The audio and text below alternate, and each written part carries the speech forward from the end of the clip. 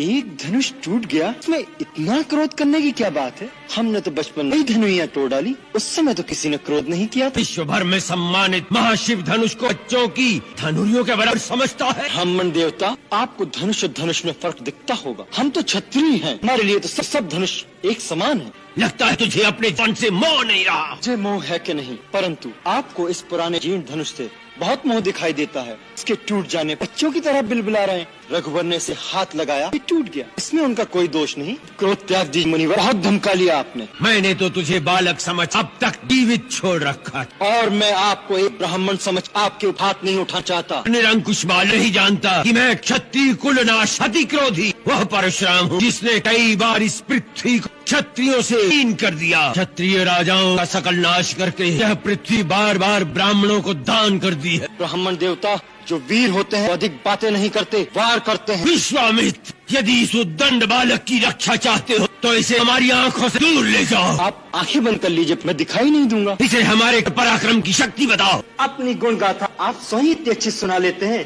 कि दूसरे की आवश्यकता ही नहीं।